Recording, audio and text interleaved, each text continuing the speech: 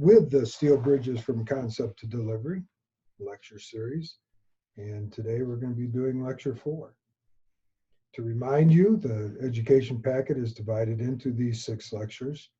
Last time we looked at how to get a good initial design for continuous span steel bridges, considering span layout, girder depth, girder spacing layouts, and we looked at the analysis and optimum design software package called Simon from the National Steel Bridge Alliance. Today we're going to move on to lecture 4, detailing, fabrication, and durability and corrosion protection.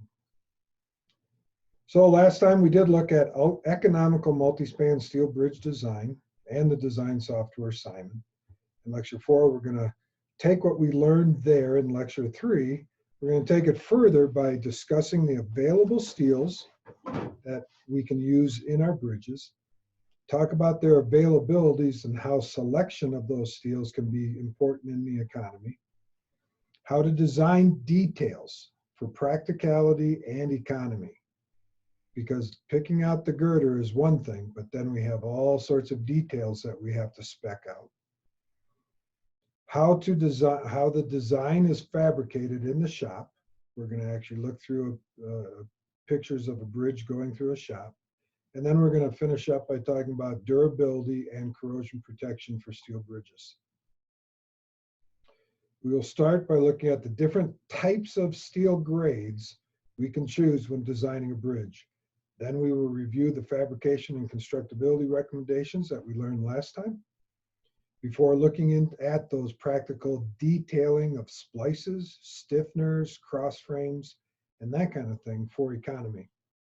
We will also see how a bridge is fabricated in the shop, and finally talk about those durability and steel protection systems. So when designing a bridge, the engineer has lots of different steels to choose from, whether the bridge is a rolled beam bridge or a plate girder bridge. This table shows, we saw this table in lecture 1, but it shows the shapes and the plate grades that are available for design. Structural plate is available in all the grades shown. So here, we're going to talk mostly about this left column. These again are the AASHTO specification grades, and these are their equivalent ASTM specifications. So we see that plate comes in 36, 50, 50S, 50W, 50CR, HPS 50W, HPS 70W, HPS 100W. Shapes only come in 36, 50, 50S, and 50W. So the grades up to HPS 70W are common in bridge construction. Grade 36 and HPS 50W really aren't used because of relative material costs, as we'll see on the next slide. So from here, as you can see, the regular grade 50 is almost the same price as regular grade 36, which makes grade 36 pretty much obsolete, since for more or less the same price, you get a stronger steel. Likewise, HPS 50W is also so close to HPS 70W, it is not used much because you can get a significantly stronger steel for pretty much the same price here between these two. HPS 100W, that's 100 KSI yield strength steel, is something the steel industry developed. It's fairly new.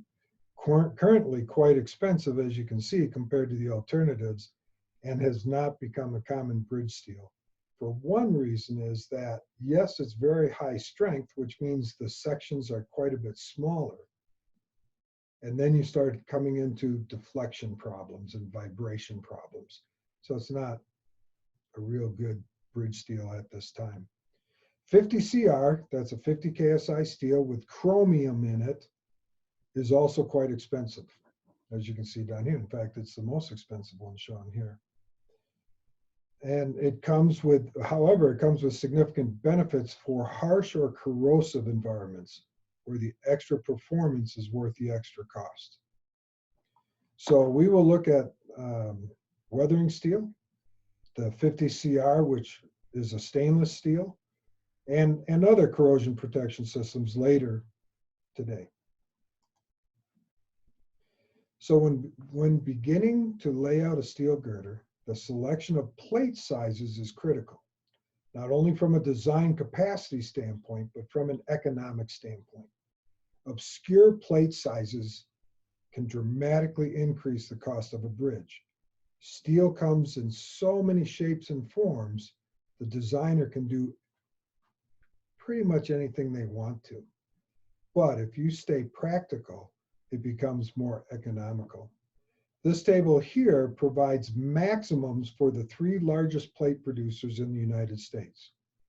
All 3 producers produce plate in 1/8 inch increments up to 1.25 inch thick steel. And then they go to 1/4 inch increments from 1.25 inches up to 3 inches. Like the bottom one here, SSAB produces standard plate widths in line with what a fabricator would prefer: 72 inch, 84 inch, 96 inch, and 120 inch widths. The different producers have their respective maximum widths of plate they produce. However, the very wide plates are usually reserved for special needs, and you'll pay an extra cost for them. Fabricators prefer standard plate widths of 72 inches or 96 inch width plates. So when attempting to get the most competitive pricing, and thereby the most economical member, it is best to look at the intersection of what the 3 plate mills can produce. A shape that can only be produced by 1 mill will significantly increase the cost. For example, plate thicknesses above 3 inches must be purchased from ArcelorMittal. This will add cost and time to the construction schedule because they're the only ones that sell it. And so if you spec it, they're going to put a premium on that thick plate. Other than cost, lead times are equally important. Ideally, the more producers of your specified material, the higher the availability of the material. So specifying a plate in what is shown here as the sweet spot, where all 3 plate producers make that size plate, which should result in the most economical steel prices. And this is part of design. Most of the wide flange shapes are produced by 3 producers: Nucor-Yamato Steel, Giordano Ameristeel, and Steel Dynamics. As with the plates, when attempting to get the best pricing, it is best to select sizes that all 3 mills produce. Here's a table of maximums for structural shape availability. For instance, Nucor-Yamato Steel produces a 44-inch deep by 335 pounds per foot W-shaped member. Giordano's maximum is a 36 by 210, and Steel Dynamics is a 36 by 256. Members can be shipped up to 120 feet for maximum lengths, but beam sizes can be shorter based on what you order.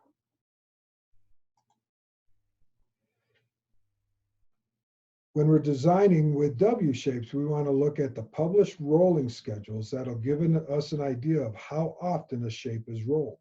They don't just have them on the shelf ready for us. If we need a W36 or 36 by 256, they only roll those once in a while. So if we're ordering that, we have to pay attention to those rolling schedules so our project doesn't get delayed. So from these rolling schedules, you can get an idea on lead times for your sections that you specify in your designs, and the rolling schedules are available at producer websites. So you go to their website and you say, okay, what beam will work for this bridge? When can I get it? In Lecture 3, we discussed the AASHTO NSBA collaboration documents, constructability and fabrication requirements, and some recommendations in designing a plate girder bridge. They are important, and we will quickly review them here before we move into practical design details so that we produce an economical and practical steel bridge design. The first one we saw was the balanced span layout that produces approximately equal positive moments in the end and the middle spans, and thus economical girder designs. We saw wider girder spacings can decrease the number of girders, the number of cross frames, the number of end bearings, and the number of details. And wider spacing usually results in less total steel weight. We know that fabricators prefer minimum widths and thicknesses for plates and fabrication, or for plates for fabrication, welding, and limiting distortions. That girder web should have a minimum thickness of a 1/2 inch.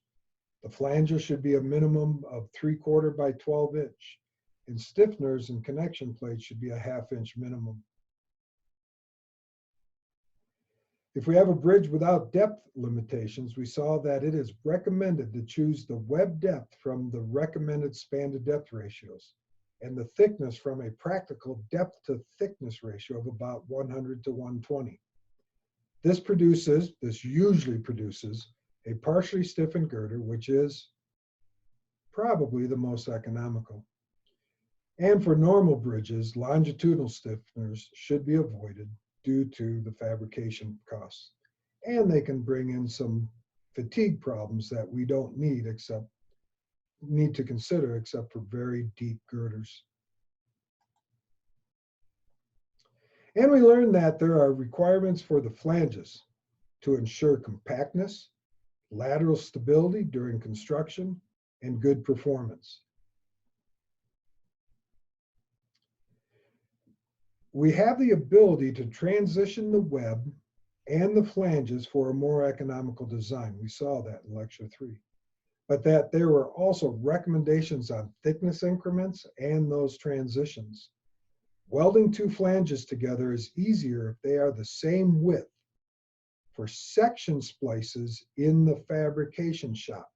So within a field section that we're going to ship out. A bolted field splice has the flexibility to change flange widths and thicknesses without any issues. So up here on the top right is shown within a field section flange transition where they are economizing the amount of steel depending on the demand within that span. Down here on the left is one field section, on the right's another field section. They come out, they're put on the abutments and the piers, and then they are connected with a field splice. And we can see we can transition both the flange width and the flange thickness at that field splice. And finally, we learned that shipping with no restrictions leads to lower shipping costs. However, we can ship larger pieces. It's just going to cost more for the shipping.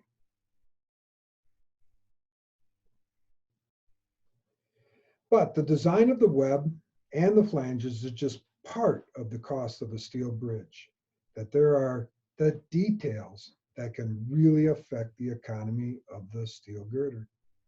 There are bearing stiffener details, intermediate stiffener details, connection plate details, cross frame details, end diaphragm details, section splice details, and field splice details that constitute a significant amount of work and cost in the fabrication and erection of a steel bridge. Designing practical and economical details can save large amounts in the fabrication and erection costs. We will discuss some of these that can have a significant impact on costs. So this figure shows a typical plate girder like we saw in lecture 1.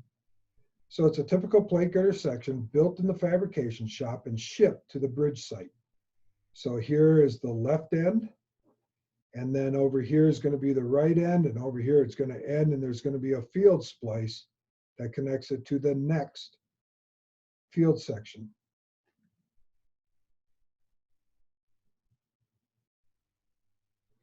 There are section flange splices in here, a web splice, a bearing stiffener at the support. That is also the connection plate for an end diaphragm between the girders. Intermediate stiffeners that have cross frames to the adjacent girders attached to them. intermediate stiffeners that are there for shear strength only, and a bolted field splice that is not shown on this figure. How we detail and fabricate these components of the plate girder has a substantial impact on the girder performance and the cost. We will look at these individuals. So here is a flange shop splice. Here is a web shop splice. Here's another flange. Here's that end bearing. So you would have the bearing support right under that one. Here's an intermediate stiffener that's going to have a cross frame attached to it going to the next girder. Here's an intermediate stiffener. I'm sorry, that one, it's hard for me to see that.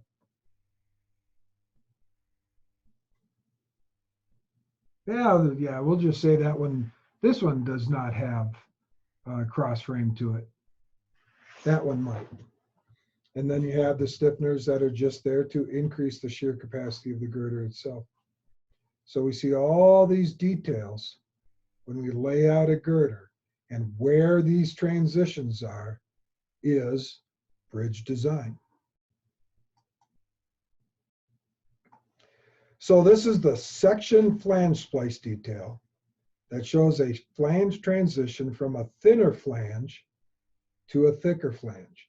So the moments out here are small and they get larger on this side, and we need a bigger flange for that, but we want to save money by transitioning to a smaller flange where the demand is lower.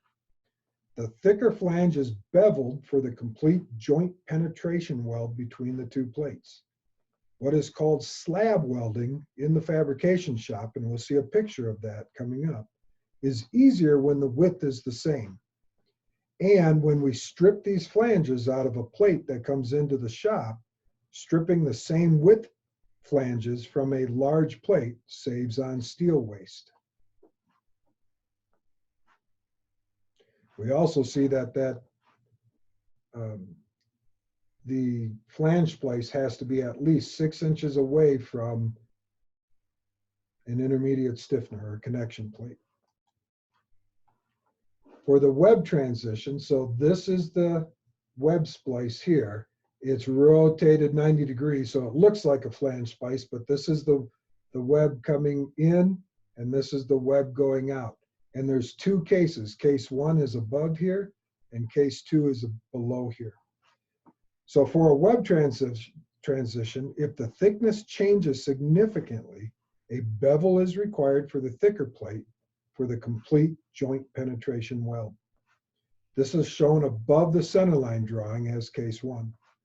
However, if it is a splice of the same web thickness or a small increase in thickness, no bevel is required and the joint is ground for a smooth transition, as shown below the centerline drawing as case two. The web splice cannot occur within 6 inches of a flange splice. They have to be staggered or within 6 inches of an intermediate stiffener. They want to keep those welded details some distance apart so they don't get a bunch of heat affected zone problems with fatigue. So now we take those and we take them over to the field splice. It's a good location to transition the flange width. We can also change the flange and web thickness at this splice because they're two separate pieces connected by plates. The flanges are connected by top and bottom splice plates for each flange. That's shown up here and over here. The flange splice transfers the moment component of the girder action from one side of that splice to the other. The shear is transferred through the web plates or the web splice with these sandwich plates that are shown here. And you can see them as dashed lines down here. And those are placed on both sides of the web. Then, of course, we have to worry about the bolt capacity and the spacings of those bolts and the edge distances from those bolts and those plates so that we make sure that the bolts can transfer those forces from one side of that splice to the other. Now, bearing stiffeners transfer the end shears or the end reactions in the girder into the support, and they're there to prevent web buckling or crushing of the web due to large concentrated forces. If the bearing stiffener is also a connection plate for a cross frame end diaphragm connecting the girders side by side, the stiffener must be fillet welded on each side of the web and to the flanges to transfer those cross frame forces without distorting the web. So that's this example right here.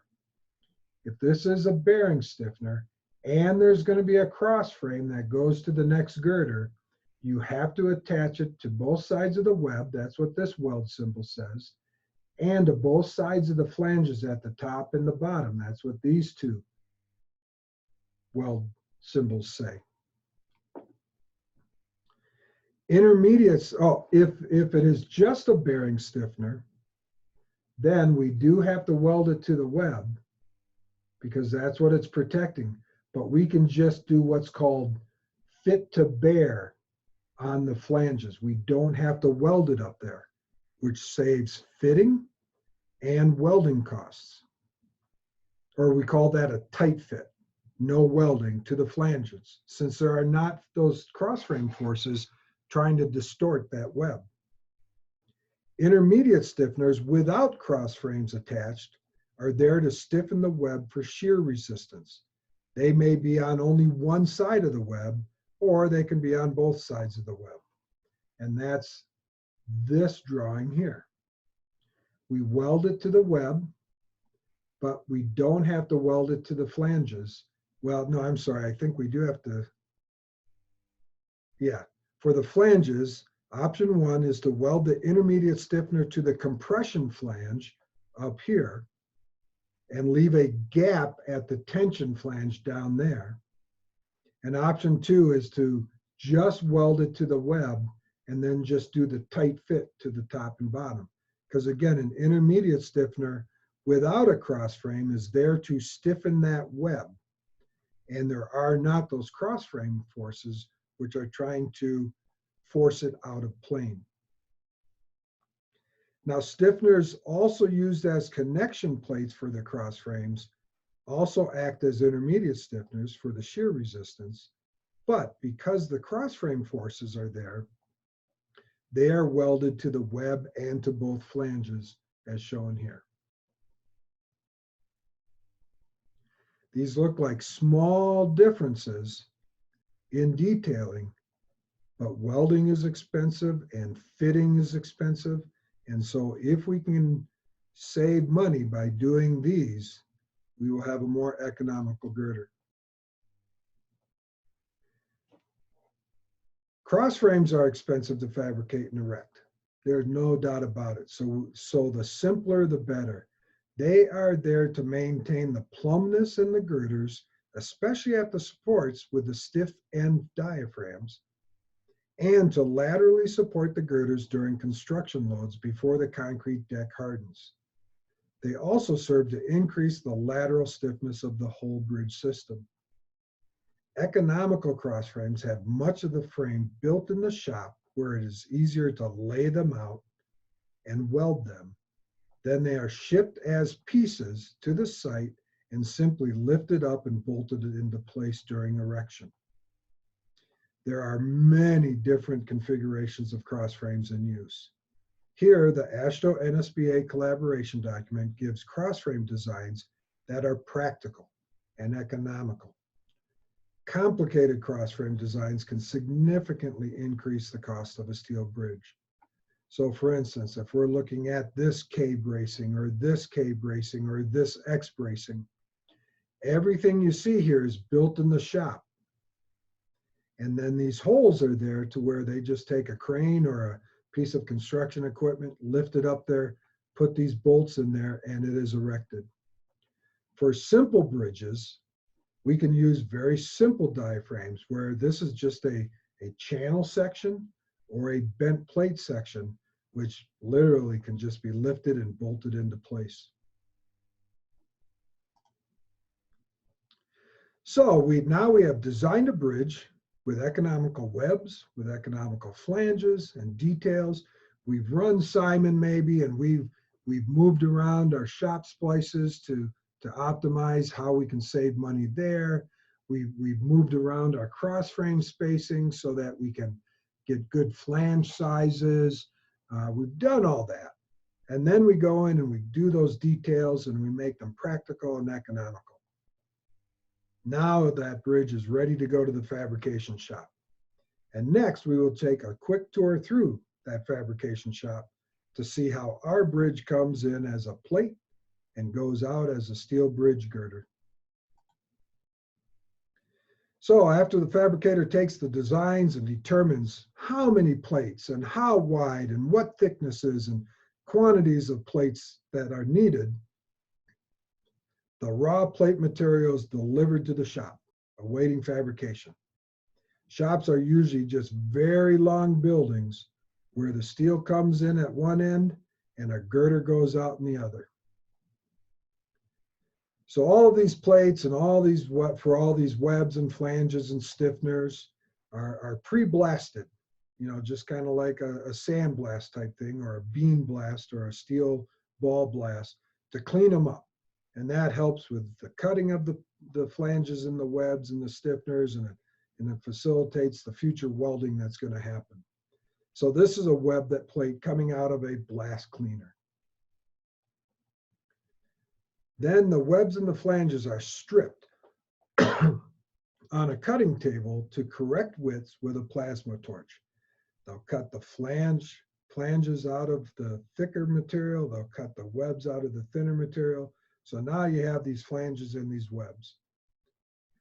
This is where that constant width flanges are easy to strip and cut with little waste of steel material because you're just stripping one after the other.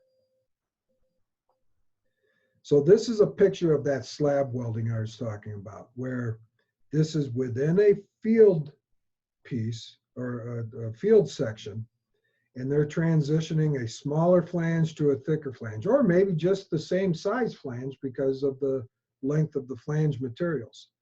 And they lay these down and they bevel the edges and they come through here with a welder, and they have their runoff tabs, and it's easy to do same width flanges.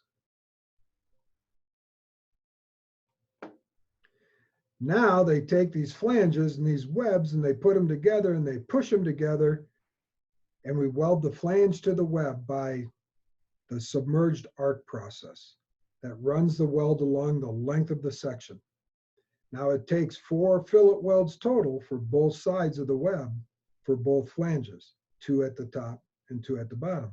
So they'll weld the top 2, they'll flip that thing over and get the other 2. When we weld, it is best to use for any welding, but especially when we're talking about big, long welds like this, it is best to use a maximum 5/16 inch fillet weld, since that size can be welded with one pass of the welder. If we spec out a 3/8 inch web, that takes 2 or 3 passes, and each pass costs a lot of money. And so if you double or triple the number of passes, you are greatly increasing the welding costs. And of course, these welds are there to transfer the horizontal shear stresses, or shear flow, if you remember mechanics and materials. And those aren't very high, and 5/16 almost always work, even for very large girders. So now we've got this eye-shaped member, we're ready to put in these stiffeners, and the stiffeners are, I would say, accurately cut out of the plate with a plasma torch. The stiffeners are then coped. This is a cope right here in the top left, or clipped on the inside corner so that they do not conflict with those girder fillet welds. That girder fillet weld is right here. And if that was a square corner, we wouldn't be able to get that edge of the stiffener all the way to the web. The stiffeners are installed with a submerged arc dart welder. As you can see here on the, well, he's getting ready for it. And here's where it's actually being welded. If these stiffeners were also used for cross frames, there would be holes drilled in them to accommodate the field erection of the cross frames. And we'll see a picture of that coming up, actually right here. So now we've got this eye girder with the bearing stiffeners and with the intermediate stiffeners that may or may not also be connection plates. We can tell this one is because you've got the holes here in there that are going to be used for those cross frames. After that, they're going to weld on the composite studs. Those are there to make the steel girder act compositely with the steel deck after the concrete hardens. And those are installed with a gun. It actually looks like a gun where you just walk down and you bzz it, and it's attached. The girders are then laid out on a drill pad so that the holes for the flanges and the web field splice can be drilled. The flange and web splice plates are also cut and drilled for field installation. And they're like shown down here for these overhangs. There may also be holes drilled in the girder for other attachments. The cross frames and end diaphragms are cut, fit, welded, and drilled in the controlled conditions of the fabrication shop, where they can lay it down and do that very accurately. And then for erection at the site, they are simply lifted into place and bolted to the connection plates on the girders. If the steel is to be painted, the finished girder and those cross frames go through the blast cleaner to get it ready for painting. If the steel is stainless or weathering steel, there may be no blast cleaning. They may be ready to be shipped. If the steel is to be galvanized or metallized, the girder and the components may be cleaned and metallized at the fabrication shop, or they may be sent to a metallizer or a galvanizer for cleaning and protection applications. The steel is painted with a primer, a mid coat, and a top coat for long-term durability. There are many ways for protecting steel from corrosion other than painting, and we will discuss some of them in just a few moments. So now at the other end of the shop, here comes the girder that has been through the fabrication shop and is ready to transport to the bridge site. Note that this is not the same girder in the previous slides, as this is a weathering steel girder. It is not painted. It has its self-protection, as we will see, but they did clean it and put a coating at the abutment ends where they are concerned about some leaking of water by the joints that get to the steel girder. Those shop sections are sent to the site along with the other components of the bridge, and the contractor erects the steel structure. And we've seen this picture a couple times now that shows all the different parts. A field section on the left, a field section on the right. Here's the web, the top flange, the bottom flange. Here's that field splice. Those are those studs. And here's one of those cross frames that are bolted simply to those connection plates. Now we will look at 5 different ways to protect steel from corrosion. 2 of them are durability solutions from the chemistry of the steel. The other 3 are protection systems applied to the steel after it's been fabricated. None of these are any better than the others, and all of them have their right place for protecting the steel. Performance of the bridge for the bridge site, initial costs, maintenance, and life cycle costs should be considered when choosing a protection method. Weathering steel is available in grade 50, HPS grade 50, HPS grade 70, and HPS grade 100. Weathering steel is a pretty low cost option for corrosion protection. With costs of about 4 cents per pound more than regular steel, the system can be very affordable compared to other protection systems. Weathering steel works by controlling and limiting the rusting process. When steel rusts, the rust typically flakes off, allowing for more rust to form until eventually the steel's cross-section is exhausted. Weathering steel forms a dense layer of rust called a patina that does not flake off. It adheres to the steel that's there. thereby stopping the corrosion process. This dense layer is formed by the steel going through a few cyclic wet and dry processes. It'll get wet, it'll rust a little bit, that rust will lock onto itself, it dries, and after it goes through that process a few times, it will have this patina, which then protects the steel beneath it. So weathering steel offers many benefits. Fabrication time is shortened and therefore costs are reduced because of an external corrosion protection system does not need to be applied. Additionally, maintenance costs are reduced because unlike painting, there is no need to reapply the corrosion system. Finally, weathering steel offers a natural appearance. The reddish brown color blends into the surrounding and offers a minimal appearance. However, some environmental factors limit where weathering steel can be used. The steel is not appropriate in coastal regions where fog could keep the steel perpetually wet. Weathering steel must go through those wet and dry cycles or kept completely dry. In addition, tunnel-like conditions where de-icing salts are used are not suitable for weathering steel. That salt is just too corrosive. Finally, heavy industrial areas where corrosive chemicals are used is not suitable for weathering steel. However, Wyoming uses a lot of weathering steel because we don't get a lot of moisture, humidity, and a lot of salting.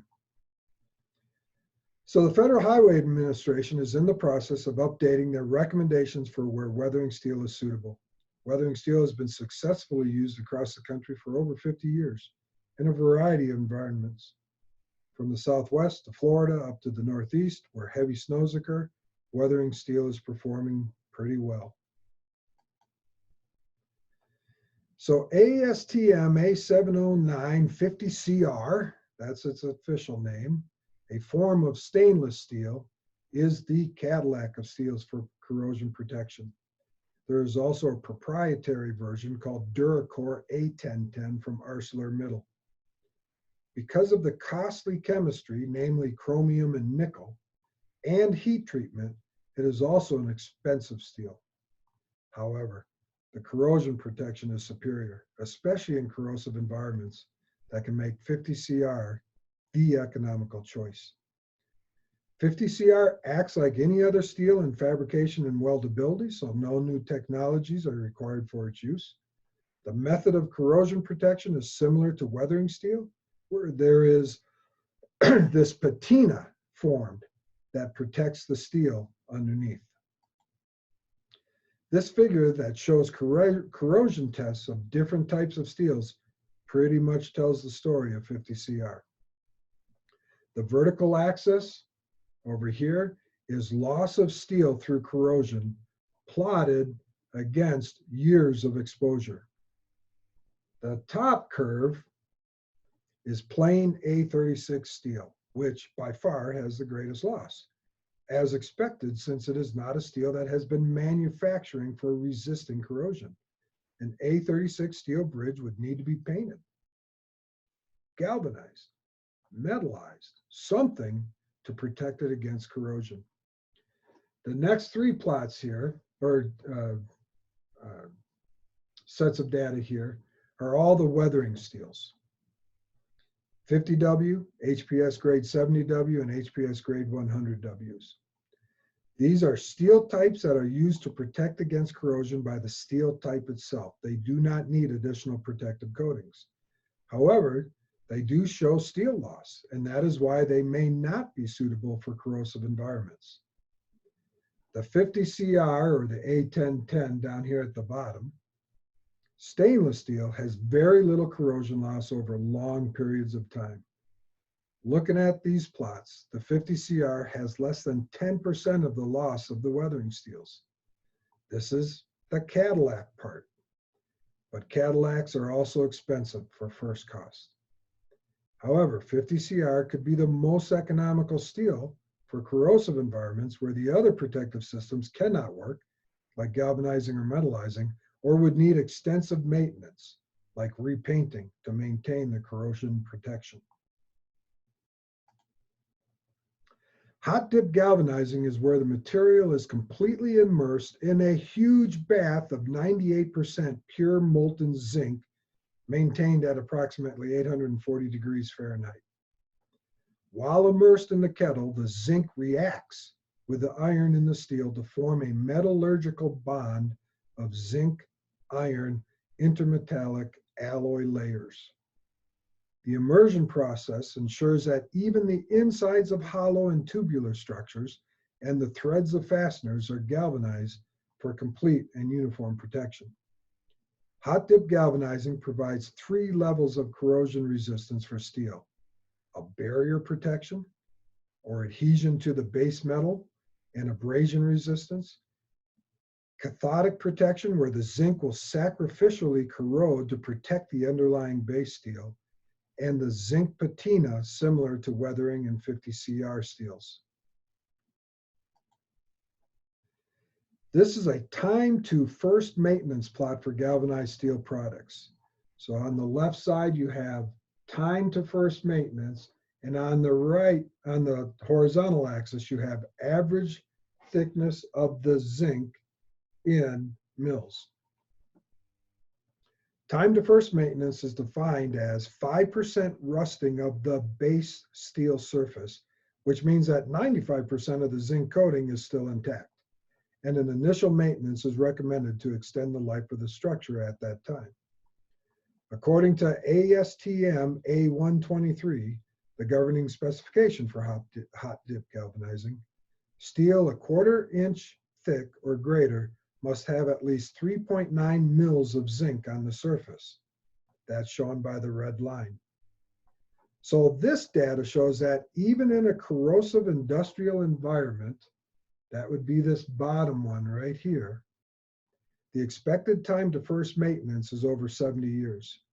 For bridges in suburban or rural areas, those are the lines above that, the first time to maintenance was well over 80 years.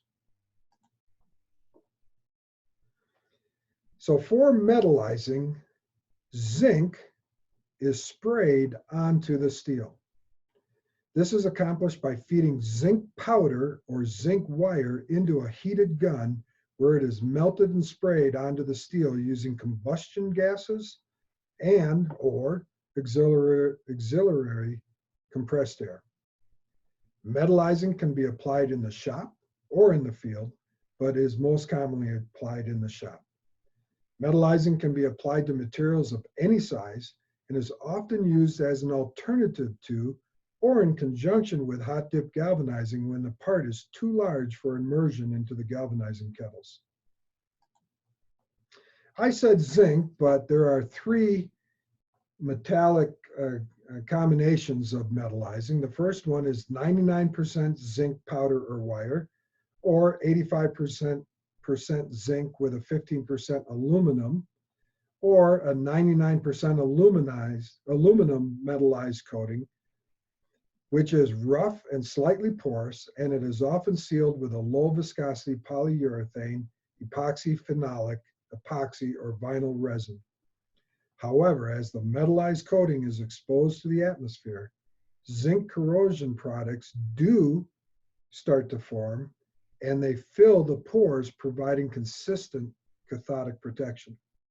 The metallized coating can be applied to meet any thickness, but when they're excessively thick, they can have adhesion issues. Metallizing can be applied to materials of any size and is often used as an alternative to or in conjunction with hot dip galvanizing, as I said, when the part is too large. And the protection actions of the zinc are similar to hot dip galvanizing. So the final one we'll look at is painted systems, and that still uses zinc's sacrificial corrosion protection in paint systems for bridges. When we paint a bridge, a 3-coat approach is the accepted practice over much of the nation. In this approach, a zinc-rich primer provides the primary corrosion protection for the steel.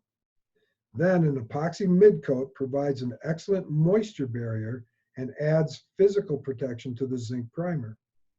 Finally, a polyurethane top coat forms a weatherable additional moisture barrier with long-term color and gloss retention and resistance to gradual erosion or chalking caused by exposure to sunlight. Painted bridges often require maintenance of the paint system over the life of the bridge. Maintenance painting or repainting a bridge has a similar three-coat system, except instead of an inorganic zinc primer, they use an organic zinc primer. So the three-coat zinc-rich paint system is not the only system used on bridges. Other numbers of coat systems using various paint and protection materials are available.